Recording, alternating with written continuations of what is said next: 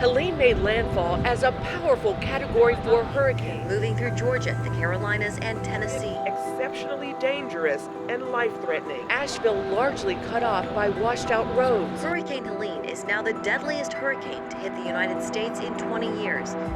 I'm Hayley Henson with the Operation Blessing U.S. Disaster Relief Team here in Western North Carolina, my hometown of Asheville, North Carolina. Ahead of Hurricane Helene, we sent our U.S. Disaster Relief Team down to Florida to hunker down and wait out the storm. When it landed as a Category 4, we knew that it was going to be destructive, but we didn't know how widespread that it was going to be. The last thing that I expected, I think the last thing that our team expected, was for this storm to head north and impact this mountainous region in which I live the way that it did. It's record-breaking flooding. It hasn't been this bad since 1916. So many people couldn't get out. There was no way to get out of the roadways. But we also saw down cell service, so we couldn't get a hold of emergency officials, police officers, firefighters for nearly 40 hours. For me personally, that's what I experienced. Many people have left town if they have the resources. There's a lot of low-income communities that they can't leave. They don't have access to cash, and the jobs that they have are gone. It's really hard to get resources. I mean, even gas lines are so long and the gas stations are running out of gas.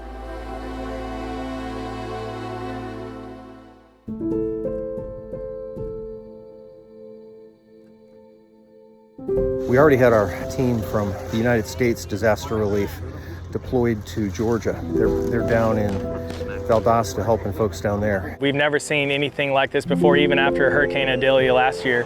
But Operation Blessing was right there as soon as we needed them, getting volunteers ready to go, partnering with our church, being able to be the hands and feet in Jesus into our community. And ever since they got set up at our church here in Valdosta, we've been able to send people out to our community to do chainsaw work, to be debris cleanup, to tarp houses. And it's been absolutely incredible to see such a need, but being able to be the hands and feet to those that are hurting.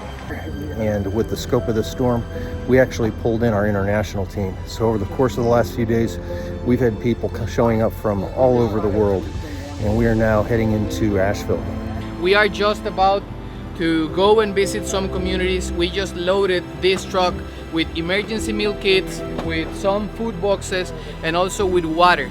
We're gonna visit some communities that have not been reached with any food. They are with no gas, no electricity. They are in great need. This one's 24 minutes away.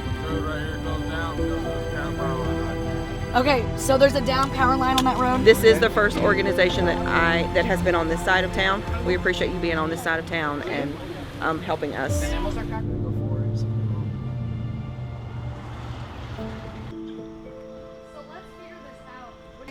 Again, Operation Blessing. And you people are God's blessing for two old ladies that can't defend for themselves, you know.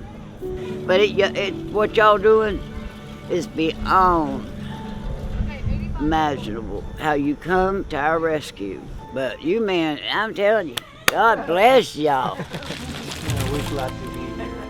For me, working for a humanitarian organization that's faith-based like Operation Blessing, it's been such a profound experience.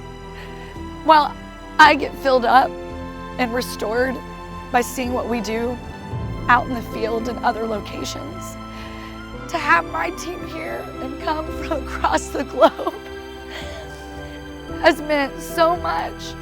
My friends call me and I can answer and say we're on our way. And that just, it brings so much joy to my heart. And you would think, joy? How can you feel joy? But there's something about disasters and the way that God pulls people together and the way that God helps us to pull our resources together to really help those that need it most. There's going to be a lot of work in store. And I know that Operation Blessing is going to do whatever they can to help the people, because I've seen it, I've witnessed it, and I'm so grateful to be a part of it.